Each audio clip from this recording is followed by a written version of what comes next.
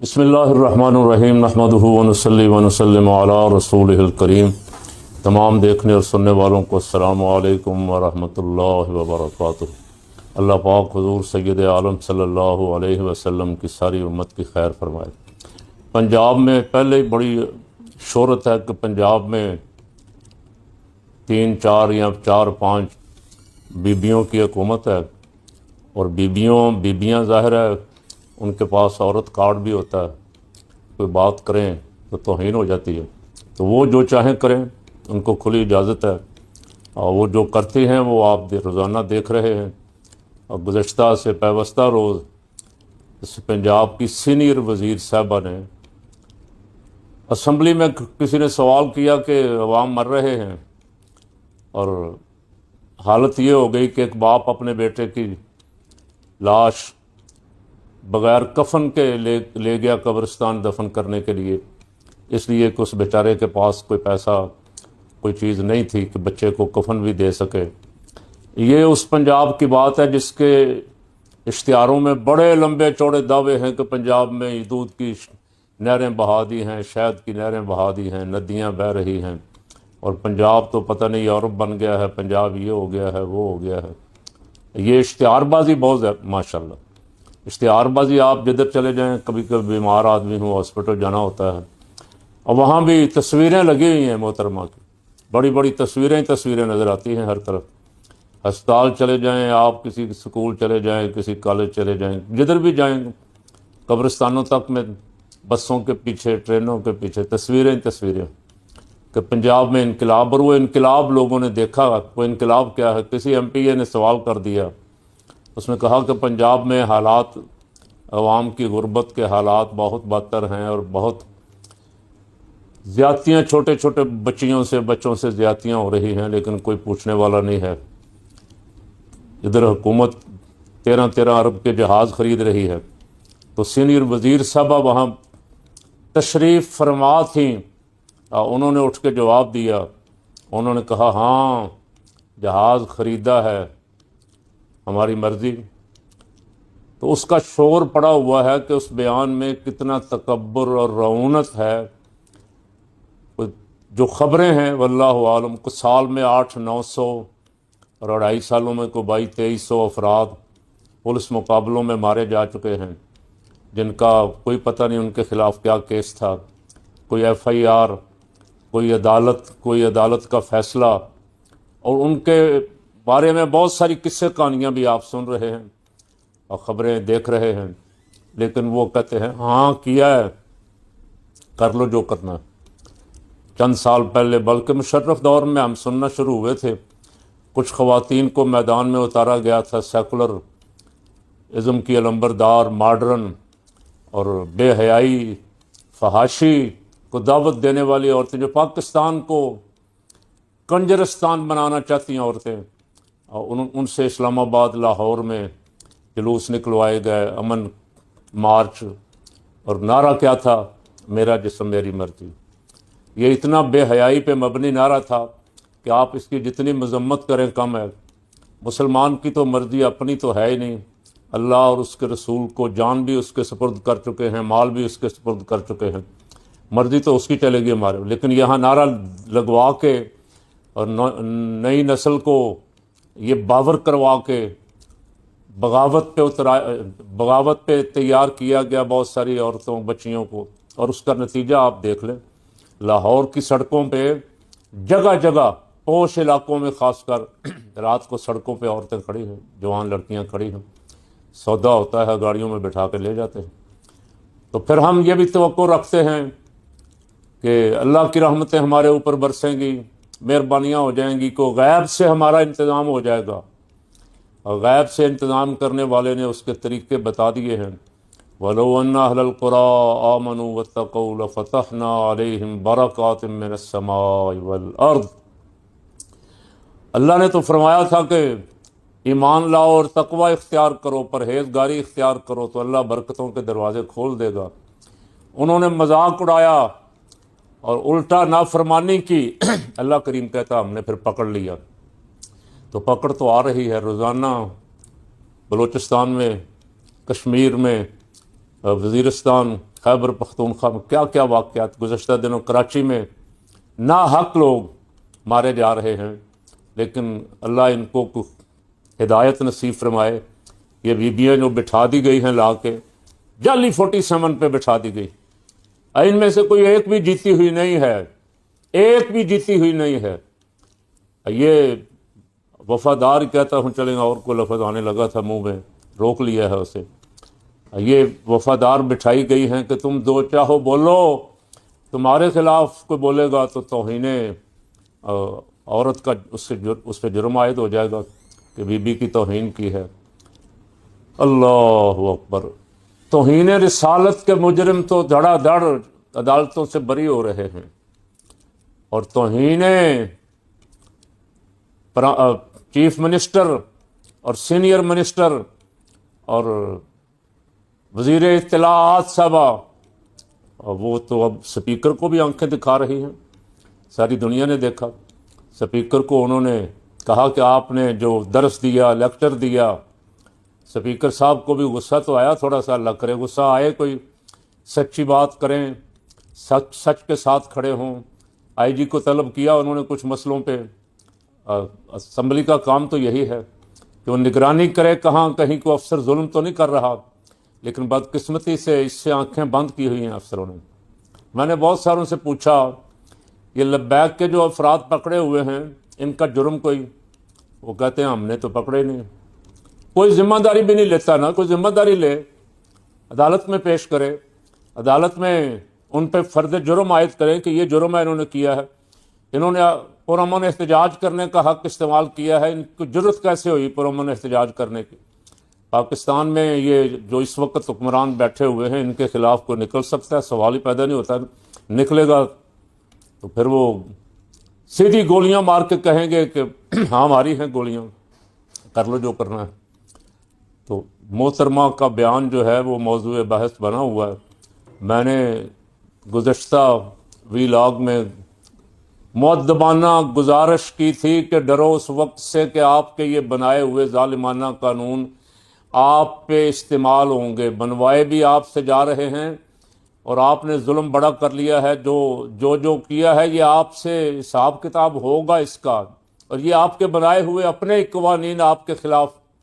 پھر آپ کو یاد آئے گا کہ کوئی درویش ہمیں سمجھاتے تھے، کاش ہم اس وقت ان کی بات سمجھ لیتے، لیکن یہ پروٹوکول دماغ خراب کر دیتا۔ آگے پیچھے ہوٹر والی گاڑیاں ہوں، 10-10 20-20 گاڑیاں آگے، 10-10 20-20 پیچھے، تو اچھے بھلے بندے کا دماغ خراب ہو جاتا ہے، بڑے بڑے شریف آدمی متکبر ہو جاتے ہیں۔ یہ تو پھر عورتیں ہیں، عورتوں کو پروٹوکول ملا ہوا۔ تو میں ان سے پھر اگر کوئی میری آواز سنتا ہے ذمہ دار، تو ان سے یہی کہتا ہوں کہ تکبر سے بچو، تکبر عزازیل را خار کرد، بزندان لعنت گرفتار کرد۔ تکبر نے ابلیس کو لعنت کا مستحق بنا دیا اور راندہ درگاہ بنا دیا۔ بڑا پرہیزگار، لاکھوں سال عبادت کرنے والا۔ ڈرو، اللہ سے ڈرو۔ جیو کا مسئلہ آپ حضرات کئی دنوں سے سن رہے ہیں۔ جیو نے ایسی گستاخی کی ہے جس کا ہمیں گلہ تھا، کبھی باہر والوں سے، کبھی کسی ملک سے، کبھی کسی ملک سے۔ یہاں بھی کوئی ایسی ڈاکومنٹری چلانا جس میں خاکے بنائے گئے ہوں، کسی صورت کسی مسلک کو قابل قبول نہیں ہے۔ اللہ نے محبوب صلی اللہ علیہ وسلم کا ثانی تو کیا سایہ نہیں بنایا، آپ ان کی تصویریں یا خاکے بنا کے کیا ختم نبوت کا انکار کر رہے ہیں؟ ختم نبوت کا بند دروازہ آپ کھولنا چاہتے ہیں۔ آپ کا بھی مزاج کافی بگڑا ہوا ہے، بڑے بڑے الٹے کام۔ یہ میرا جسم میری مرضی کا لمبردار بھی یہ جیو ہی تھا، امن کی آشا بھی انڈین پروگرام تھا، وہ بھی یہ چلاتا رہا۔ اور یہ دینی طبقے کے خلاف جتنی نفرت ہو سکتی ہے پھیلانے میں پیش ہے ہمیشہ۔ یہ وہی بات جو میں عرض کر رہا تھا کہ دماغ خراب ہو جاتے ہیں تھوڑا سا پروٹوکول دیکھ کے، شہرت دیکھ کے، کہ میری بڑی پذیرائی ہے، عوام میری واہ واہ کر رہے ہیں، بلے بلے ہو رہی ہے میری، میں اب جو مرضی کرتا جاؤں۔ مولوی زیادہ سے زیادہ ایک ممبر پہ بولے گا، اگر کبھی کوئی جلسہ بھی کر لے گا پشاور میں، مینار پاکستان میں، کراچی نشتر پارک میں، تو ہم دکھائیں گے نہیں۔ 10-20-50 ہزار آدمی اکٹھا کر لے گا، اس کے سوا ہم لاکھوں کو دکھاتے ہیں۔ اور لاکھوں والے زیرو ہو گئے۔ ریٹنگ نکال کے دیکھ لیں، یہ جو بڑے بڑے چینل پھنے خاں بنتے تھے نا، اب ان کی خبریں اور ان کے تبصرے بیٹھے بڑے بڑے اینکر جو بیٹھے ہوئے ہیں، بڑے بڑے صحافی، کسی کو 2000 بندہ دیکھ رہا ہے، کسی کو 1000 دیکھ رہا ہے، کسی کو 500 دیکھ رہا ہے، اور اس کے مقابلے میں جو لوگ سچ بول رہے ہیں، کسی کو 10 لاکھ دیکھ رہا ہے، کسی کو 7 لاکھ دیکھ رہا ہے، کسی کو 5 لاکھ دیکھ رہا ہے، بعض ملین بھی کراس کر جاتے ہیں۔ عوام کا ان چینلوں سے اعتماد ہی اٹھ گیا۔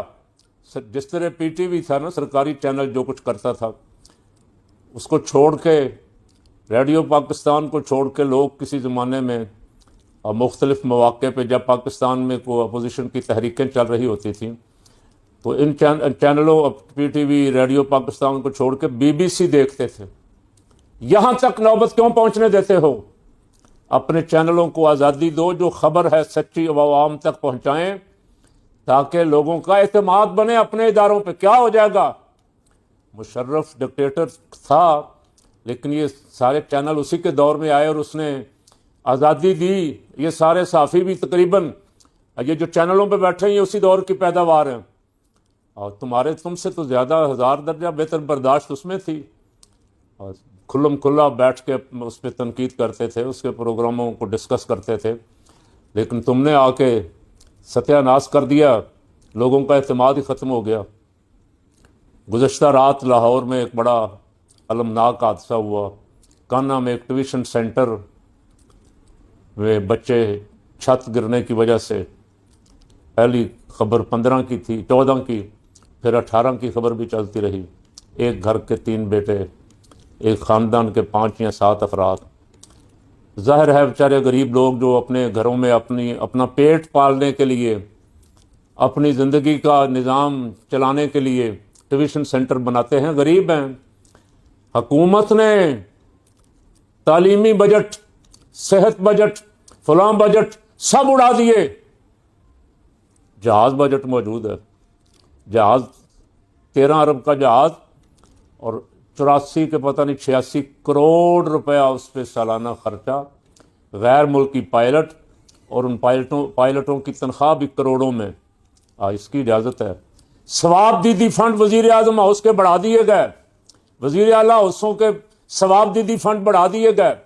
اور خیبر پختونخوا والا لگتا تھا کہ یہ غریب گھر کا آدمی ہے اور عوام میں سے ہے، اور اس نے بھی سنا 50 کروڑ سے 4.5 ارب روپیہ ثواب دیدی فنڈ کر لیا۔ ثواب دیدی فنڈ ہوتا ہے جو جہاں مرضی خرچ کریں وزیر اعلیٰ صاحب، کوئی پوچھ گچھ نہیں ہوگی۔ اس طرح کے پتہ نہیں کتنے کو فنڈ ہیں جو جن کا بجٹ میں ہی، بجٹ سمجھنے والوں کو ہیر پھیر کرنا آتا ہے، ہمیں تو اس کی سمجھ بھی نہیں آتی کہاں کہاں کتنے رکھے ہوئے۔ جس قوم کا اربوں روپیہ ہیرا پھیری میں، بجٹ کی ہیرا پھیری میں، اعداد و شمار کی ہیرا پھیری میں، حکمران کیوں مرتے ہیں؟ حکومت کے لیے جوتے بھی صاف کرتے ہیں، پالش بھی کرتے ہیں، اور بھی جو کچھ کرنا پڑے کرتے ہیں، حکومت مل جائے، حکومت مل جائے، اسی لیے کرتے ہیں۔ ان کو پتا ہے کہ اس میں مال پانی بڑا ہے، اور اپوزیشن میں بیٹھیں گے، کلمہ حق کہیں گے، یہاں مار بھی کھانی پڑے گی، جیلیں بھی بھگتنی پڑیں گی، ملے گا بھی کچھ نہیں۔ تو حکومت والا رستہ ٹھیک ہے، اور وہ کھاتے پیتے ہیں، ہمیں بھی کچھ کھلائیں پلائیں گے، ان کا ساتھ دو۔ اللہ اکبر۔ امام علی مقام رضی اللہ تعالیٰ عنہ کا ذکر مبارک 9-10 محرم الحرام کو لوگ کر رہے تھے، حکمران بھی کر رہے تھے، سیاستدان بھی کر رہے تھے۔ فقیر کے دل میں بار بار میرا ضمیر دستک دے رہا تھا کہ ان سے پوچھو تو صحیح کہ امام حسین پہ جو ظلم ہوا کیوں؟ امام حسین کیا کرنے گئے تھے؟ کس لیے گئے تھے؟ کس لیے میدان میں نکلے تھے؟ اب کوئی ایک بھی جو ان پہ بیان دینے والے ہیں، جو شہادت پہ کہتے ہیں کہ ہمیں بڑا دکھ ہے، بڑا افسوس ہے، وہ کبھی یہ بیان بھی کر دے لوگوں کے سامنے کہ ہمیں دکھ کس بات کا ہے کہ ہم حسینی رستے پہ کھڑے ہیں۔ ہاں، دکھ اس بات کا ہونا چاہیے، اگر یزید کے ساتھ کھڑے ہو، یزیدی رستے پہ ہو تو دکھ ہونا چاہیے، اور اگر حسینی رستے پہ ہو تو پھر جرت، شجاعت، استقامت، بہادری، دلیری اور کردار، یہ چیزیں مطلوب ہیں۔ وہ دیکھ لو، اگر ہیں ہمارے اندر ہیں کچھ، ان میں سے کچھ تھوڑا بہت بھی ہے تو واقعتاً ہم حسینی ہیں رضی اللہ تعالیٰ عنہ، اور اگر نہیں ہے تو یزید ہر دور میں آتا ہے، ہر دور میں اس کے پیروکار موجود رہتے ہیں جو ظلم کرتے ہیں۔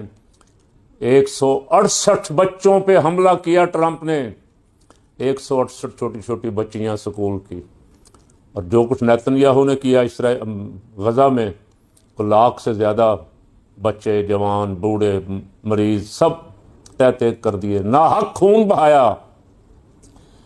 کاش امام علی مقام کو یاد کرنے والے موجودہ دور کے یزیدوں کا بھی کبھی کبھی نام لے لیا کریں۔ میں بھول جاتا ہوں، روز ہی مجھے اشارہ تو کیا جاتا ہے کہ ہمارے جو دوست سنتے ہیں، دیکھتے ہیں، وہ سبسکرائب کرنا، لائک کرنا، شیئر کرنا بھول جاتے ہیں۔ تو ذرا تھوڑا سا اسے بھی یاد رکھا کریں، خود لائک کریں تاکہ اپنے دوستوں تک پیغام حق ہے، پیغام حق پہنچانے میں ہمارے ساتھ کھڑے ہو جائیں۔ آخری بات یہ ہے کہ کشمیر میں بحران ابھی تک حل نہیں ہوا۔ مولانا نے آفر کی تھی، میرا بڑا دل خوش ہوا، چلیں کل ہماری لیڈرشپ جو ہے وہ میدان میں آئی ہے۔ پھر حافظ نعیم الرحمن صاحب جماعت اسلامی والے بھی ان کے ساتھ آ گئے، اور دل خوش ہوا۔ محمود اچکزئی صاحب بھی، شاہد خاقان عباسی صاحب بھی، سلمان اکرم راجہ صاحب بھی، یہ سارے اکٹھے ہو کے کشمیر جا رہے تھے، ان کو روک دیا گیا۔ بے حد افسوس، حکمرانوں کو تو چاہیے تھا ان کی منت کر کے، ان سے گزارش کر کے کہتے کہ ہمارا مسئلہ کشمیر ہمارے اپنے ہیں، ہماری شاہ رگ ہے، ہمارے دل کے ٹکڑے ہیں، ہمارے بھائی ہیں، ہمارے کچھ معاملات ان کے ساتھ ناراضگی ہو گئی ہے، حل کروا دو۔ کچھ 14 مطالبے ہیں، یہ 16 مطالبے ہیں، حکمران کہتے ہیں ہم نے 16 میں سے 14 مان لیے یا 14 میں سے 13 مان لیے، تو ایک دو اگر یہ حضرات جا کے حل کروا دیتے تو کتنی اچھی بات تھی، لیکن ان کو جانے نہیں دیا گیا۔ کیا خوف ہے آپ کو؟ شہباز صاحب، محسن نقوی صاحب، رانا ثناء اللہ صاحب، کیا ڈر ہے آپ کو؟ اور اپوزیشن لیڈروں کی ملاقات ہو جاتی، ان کو بھی سمجھاتے، ان کو بھی سمجھاتے، دونوں کو بٹھا کے معاملہ طے کروا دیتے۔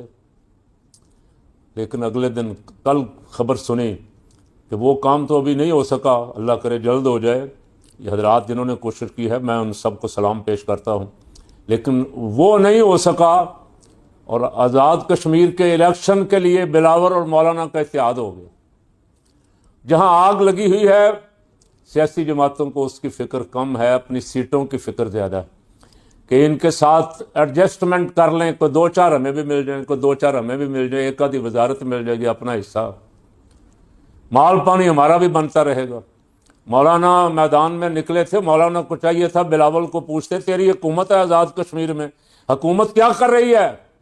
حکومت نے action committee, joint action committee کو ناحق کالعدم قرار دے کے ان پہ FIR کاٹ کے بات چیت کا رستہ بند کیا ہوا ہے۔ تم کیسے سیاستدان، تم کہتے ہو میرے نانے نے کشمیر کے لیے 5000 سال لڑنے کا بھی اعلان کیا تھا، تم ایک اقتدار کی قربانی بھی دینے کے لیے تیار نہیں ہو، نعرہ عوام کا مارتے ہو، عوام کو بیوقوف بنانے کے لیے۔ زندہ ہے بھٹو، زندہ ہے، اور جو زندہ مر رہے ہیں ان کی فکر کرو بلاول صاحب۔ یہ سیاست کام، یہ اس طرح کی منافقانہ سیاست کام نہیں آئے گی۔ سب الیکشن ویکشن چھوڑو، پہلے کشمیر کے معاملات بیٹھ کے دونوں فریقوں کے درمیان صلح صفائی کرواؤ، معاملات حل کرواؤ، امن و امان قائم کرو۔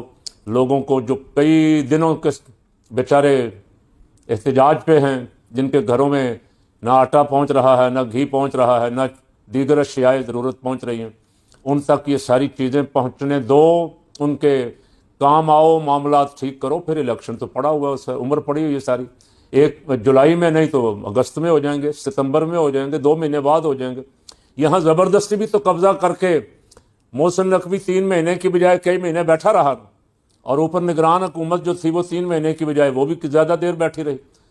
تو 2 مہینے 4 مہینے اگر امن کے لیے، بھائیوں کی صلح کے لیے، ان کی بنیادی ضروریات پوری کرنے کے لیے اگر 2 مہینے الیکشن لیٹ بھی ہو جائے گا تو مولانا کوئی فرق نہیں پڑتا، آپ کی سیٹیں کہیں بھاگی نہیں جا رہی۔